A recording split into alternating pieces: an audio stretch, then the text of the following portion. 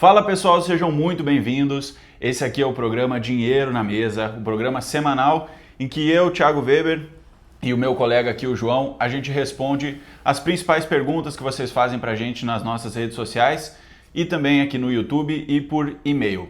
E o vídeo de hoje é um vídeo super especial. A gente reservou aqui umas perguntas muito frequentes que o pessoal faz pra gente toda vez. E o João agora vai explicar melhor aí qual é a proposta de hoje.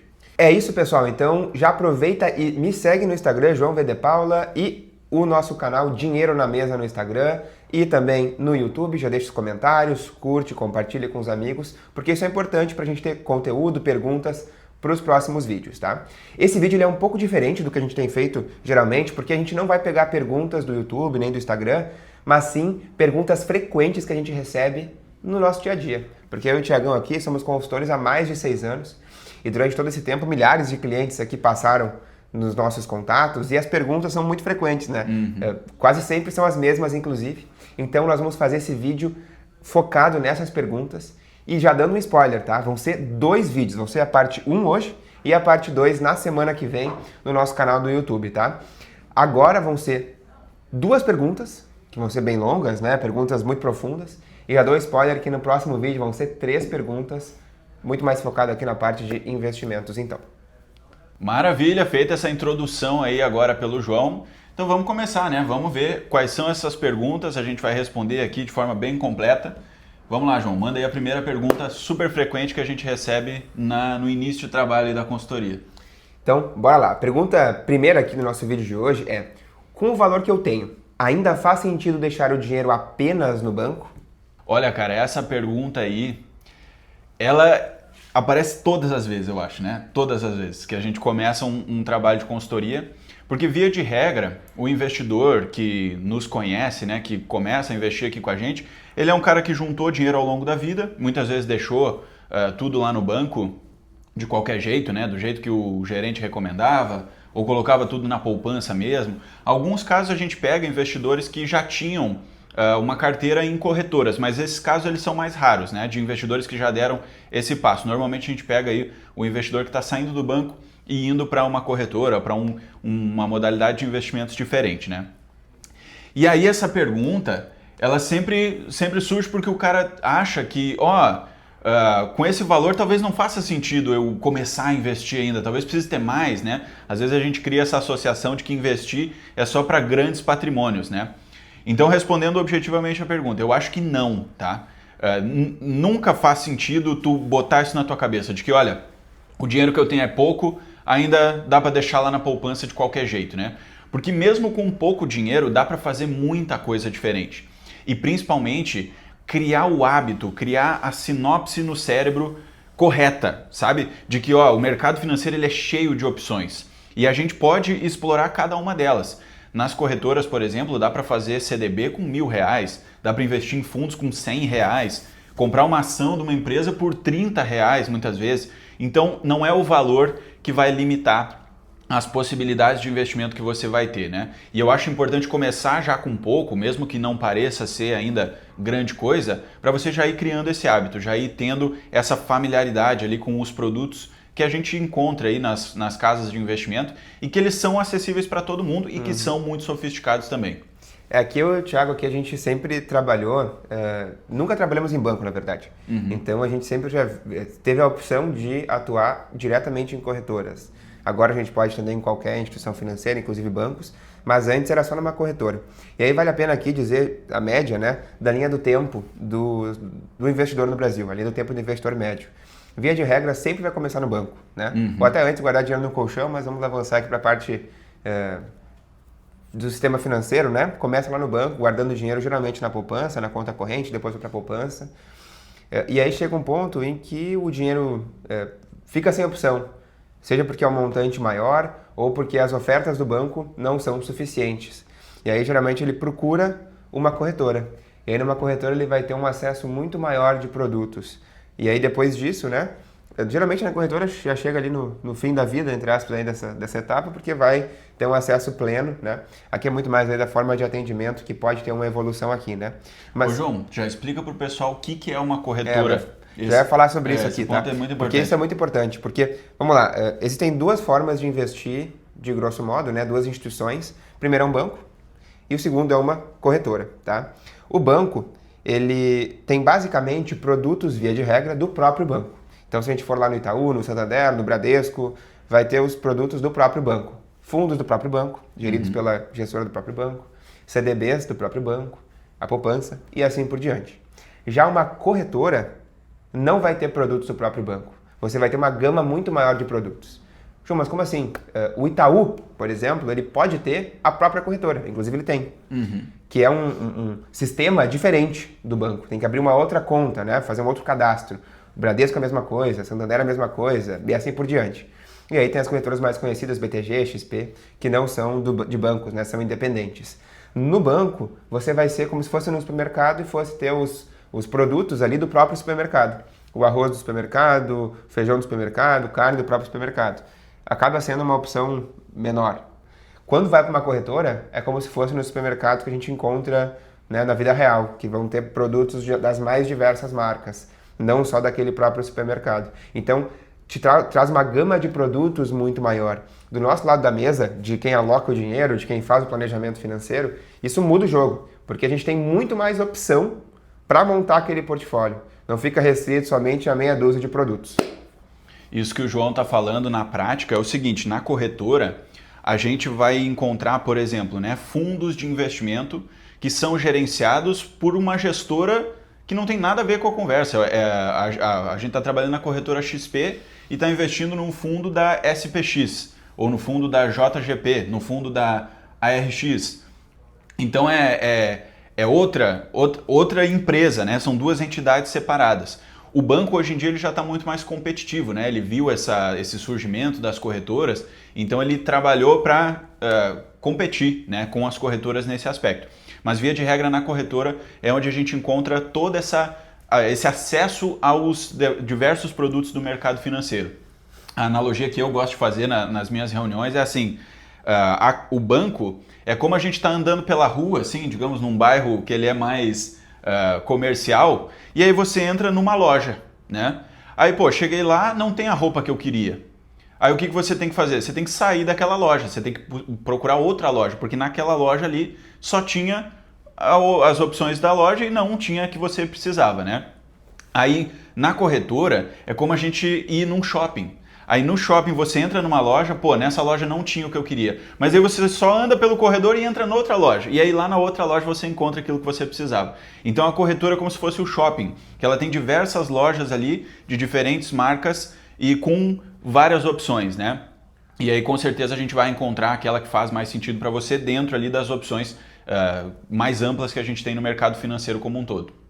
E outro ponto bem importante sobre banco e corretora é o profissional que vai te atender diretamente nesses locais. Lá no banco, quem atende é um preposto do banco. Na corretora, vai ser um preposto da corretora. E aí, com a evolução do mercado e também a exploração em mercados mais desenvolvidos, é possível ter um profissional que se torna independente e que pode te atender tanto no banco como na corretora. E é aqui que eu e o Thiago entramos no nosso dia a dia. Hoje a gente entra em contato com esse preposto do banco, com o preposto da corretora, se houver, para fazer esse meio de campo, filtrar os produtos, filtrar as opções. Porque eu vou dar aqui um exemplo da vida real, né? Muitos bancões têm alguns produtos que são maravilhosos, geralmente ligados ao CDI, né? Então a gente busca esses produtos nos bancões. E aí aqueles produtos que os bancões não oferecem tantas opções, até tem, são bons, mas nas corretoras você encontra produtos melhor, nós vamos lá nessa corretora e buscamos para o cliente. Dentro desse modelo de consultoria, de poder buscar o melhor produto em qualquer instituição financeira que o cliente tenha relacionamento. Isto feito, bora para a segunda pergunta. Mas antes, se ficou alguma dúvida sobre banco, corretora, já deixa nos comentários que a gente pode trazer no próximo vídeo, tá? Eu só ia fazer um outro comentário antes de ler a pergunta, porque assim, ó, beleza, entendemos a explicação, ficou tudo claro, corretora, banco, dá para usar os dois, estou entendendo, vocês entram aqui como o cara que aponta os caminhos dentre todas essas opções do mercado, mas eu ainda não estou seguro, cara. Será que corretora realmente é um negócio seguro? Essa é a dúvida que sempre surge quando a gente está conversando ali com um cliente novo, né? E é sobre isso que a gente vai falar agora, né? Muito boa essa conexão, porque essa é a segunda pergunta. O cara tomou a decisão de sair do banco. Confiei, entendi, é uma opção, tenho muito mais opções aqui, mas e se eu tirar o dinheiro do banco? O que acontece se essa corretora quebrar? Porque o meu bancão lá não vai quebrar nunca. Ó, esse ponto aqui é vital, super importante para trazer essa segurança para o investidor. Então vamos explicar tudo aqui, não vamos deixar nada em aberto, tá? Vamos lá, sobre segurança nos bancos.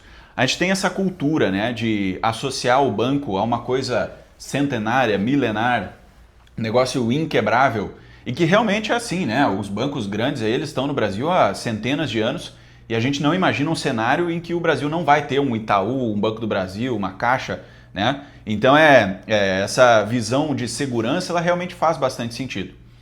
Nas corretoras, principalmente nas que a gente já tem hoje em dia, a gente também tem bastante segurança. Por exemplo, o BTG é um banco, o maior banco de investimentos da América Latina. A grande diferença é que a gente não ouve falar muito do BTG, né? O BTG não tem agência na rua, a gente não pode ir lá e sacar o dinheiro se precisar. A mesma coisa para a XP, né? A gente aqui, por exemplo, trabalha muito com XP e BTG e com outras corretoras também, né? Mas aí o ponto é esse, tá? A questão de cultura, ela faz sentido, mas quando a gente olha para os números em termos de capitalização, em termos de tamanho da empresa, as corretoras que a gente tem em oferta hoje no Brasil, elas são muito seguras também desse ponto de vista. Ambas já chegaram a 1 tri, né? Sob gestão, ou muito próximo disso, são super grandes. São empresas assim que já estão muito maduras, né? Mas beleza, Thiagão, não estou satisfeito ainda. E se esse negócio quebrar, o que vai acontecer? Vamos lá, vamos explicar agora ponto a ponto, tá? Primeiro, se você tiver dinheiro na conta da corretora, aí esse dinheiro sim ele está sob risco, tá? Porque daí se a corretora quebrar, aquele dinheiro que está na conta ele não tem cobertura, tá? Aquele dinheiro que está ali líquido, ele está sob risco, então tem que tomar esse cuidado. Na conta da corretora, tá? Importante. Porque a XP e BTG, que foram os exemplos que a gente trouxe, também tem o banco. Isso. Então a conta da corretora, que geralmente é chamada de conta investimentos, tá? Só fazendo esse adendo importante na explicação do Thiago aqui. Exatamente, exatamente. Aí o dinheiro que está todo investido, aí entra aquele exemplo que a gente estava dando do supermercado, né? Pô, fui lá no supermercado, comprei o arroz Blueville, comprei o feijão que é do tio João, né? Então, ó, são marcas diferentes, percebam esse ponto, tá? Aí tudo vai depender do tipo de investimento que a gente vai fazer. Então, ó, se você está comprando um CDB, tem que saber qual é o CDB, qual é o banco emissor daquele CDB. Então, por exemplo, eu estou investindo no BTG e comprei um CDB do banco BMG, que é outra sigla aqui, né? Tá virando uma sopa de letrinha. Vamos dizer que é o banco BMG aqui, tá? O risco do teu investimento tá lá no banco BMG, não tem nada a ver com o BTG, que é o que está fazendo a intermediação. Então, ó, nesse caso, tudo vai depender de onde o seu dinheiro está investido. Ele pode estar investido no Tesouro Direto, ele pode estar investido numa previdência, ele pode estar investido num fundo de investimentos. Então, a corretora, ela é literalmente a corretora. A associação que a gente faz é com a corretora imobiliária. Se você vai comprar um imóvel, você faz a negociação por intermédio da corretora imobiliária. Só que aí, beleza, você comprou lá o seu imóvel, você agora é proprietário, seu nome está lá, o seu CPF está bonitinho lá como proprietário do imóvel. Se a corretora que te vendeu o imóvel quebrar, não acontece nada com o teu imóvel. É a mesma lógica nos investimentos. Então, se você abriu conta lá no BTG, ou na XP, ou em qualquer outra corretora, e investiu no Tesouro Direto, o seu dinheiro está no Tesouro Direto. O BTG, aqui nesse exemplo, ele foi somente o intermediário, ele foi só o meio de campo para você acessar aquele investimento. Então, se o BTG quebrar, deixar de existir, caiu uma bomba em cima dele lá, alguma coisa assim, tá tudo certo, o teu dinheiro tá lá no Tesouro, aí você pega o seu Tesouro e transfere para uma outra corretora, para uma outra instituição. O seu dinheiro vai estar totalmente protegido desse ponto de vista. Vamos trazer um exemplo mais prático aqui então, a explicação do Thiago estava muito boa, mas para quem não entendeu, agora vai ficar uma vez por todas muito claro, tá? O teu risco está no produto e não na instituição que tu deixou o dinheiro, em grande parte do tempo, né? Só o dinheiro que está na conta, parado, na corretora, que não vai ter nenhum tipo de proteção, aí já era de fato, tá? No cenário extremo da corretora quebrar, o que também já é bastante difícil, tá? Vamos pegar aqui os 3 principais investimentos, né? CDB, LCI, LCA, renda fixa. Tenho conta na XP, BTG, corretora XYZ. Quebrou a corretora, nenhum problema. Teu dinheiro continua investido lá no CDB. Só pega ele, faz um copia e cola, que é a portabilidade, e manda para qualquer outro lugar. Banco, corretora de banco ou outra corretora, tá? E se não é a corretora que quebra? E se é o banco lá que quebra? Aí vai ter a garantia do FGC que a gente fala depois, no caso do CDB, LCI e LCA. Se eu estou lá num Tesouro Direto, no Tesouro Direto, se a corretora quebra, copia e cola o Tesouro Direto. Como que o Tesouro Direto quebra? O governo não paga a dívida. Aí é, assim, extremamente improvável aqui, porque o governo tem outros meios de não dar esse calote, né? Então, aí é outro vídeo, né? Esse assunto. Não, e se o governo der um calote no Tesouro, o menor dos nossos problemas vai ser o Tesouro lá. Tesouro, tá? O Brasil já foi para crise há muito tempo. Vou trazer mais 2 exemplos, na verdade. Outro exemplo aqui são as ações. Corretora quebrou, a ação copia e cola para qualquer outra corretora de banco ou independente. E se para a ação quebrar, é a empresa quebrar, entendeu? Aí também é outro vídeo sobre diversificação de ações, para diminuir esse risco, tá? Porque pode acontecer de uma ação ir a zero, apesar de muito improvável também. E outro meio muito comum no Brasil é o fundo de investimento, tá? E aí, de novo, fundo de investimento e a corretora. Se a corretora quebra, copia e cola o fundo para outro lugar, uma portabilidade. Mas se o fundo quebra, aí é algo mais difícil ainda, porque o fundo, ele é basicamente CNPJ, né? Uma casca, e dentro dele tem outros ativos, tem outros produtos. E aí pode ser vários ativos, né? Renda fixa, ações. E aí a gente está falando dos ativos de dentro do fundo quebrarem, tá? Então, via de regra, essas são as 4 principais formas, né, de investir, que geralmente, tanto em banco como em corretoras, são as opções disponíveis, e de uma vez por todas você entendeu que o risco não está na corretora, não está na instituição financeira, mas sim no produto. Até porque é muito comum, tá? As pessoas terem lá 1 milhão, 2 milhões, 50 milhões, por exemplo, no banco, porque está seguro, o banco nunca vai quebrar. Meu amigo, se o dinheiro está na poupança e o banco quebra, você vai tirar só 250 mil reais como garantia do FGC, que o Thiagão vai explicar aqui agora, tá? Então, tem uma falsa sensação de segurança. Aqui, digamos, segurança por garantias além do investimento. Esse negócio que o João introduziu aqui, que é o FGC, ele é uma outra instância, uma outra entidade que nos traz essa proteção, né? Ele é um órgão externo do mercado, que ele surgiu, acho que é legal contar essa história, né? Ele surgiu e se popularizou no mundo, não só aqui no Brasil, depois da crise de 2008. A crise de 2008 ela foi uma crise bancária, ela surgiu no ambiente bancário e ela despejou os problemas na economia real.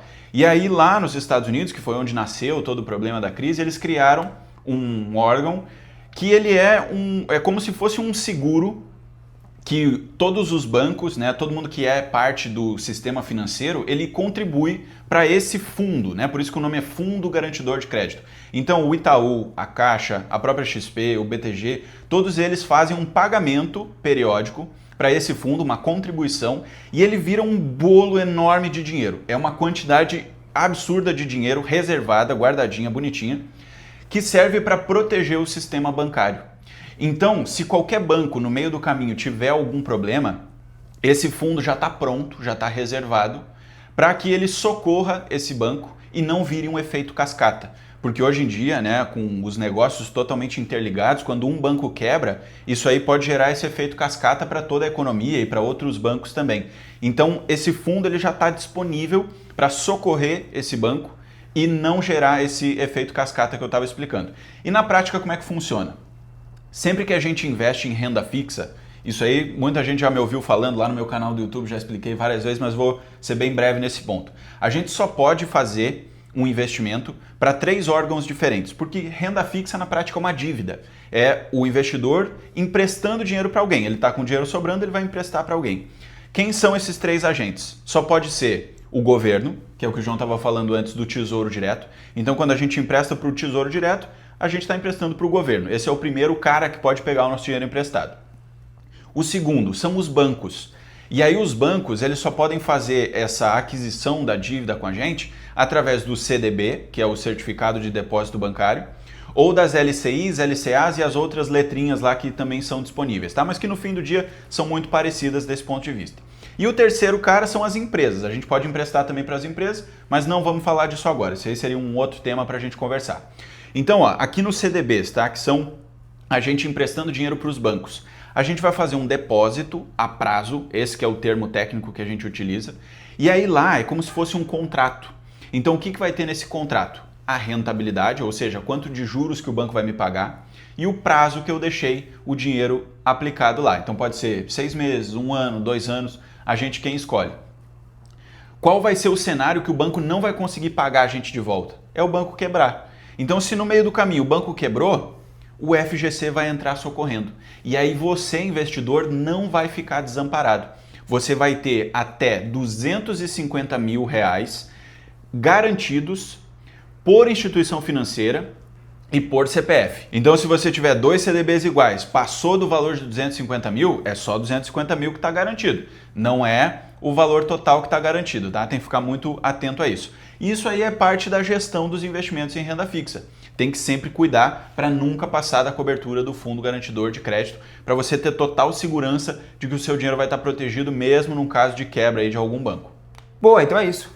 As duas principais perguntas que a gente recebe no que diz respeito aqui à segurança, banco e corretora, estão explicadas aqui. Dá até pra gente enviar esse vídeo quando vir aí a pergunta de novo, né? É verdade. Então é isso, pessoal. Espero que vocês tenham gostado do vídeo. Se gostaram, deixa o seu like, compartilha com seus amigos também. Deixa a sua opinião aqui nos comentários. Também manda suas perguntas, manda suas histórias aí pra gente ler nos próximos programas. Curtam aqui nas redes sociais, nos sigam também lá no Instagram. Um grande abraço a todos e até a próxima.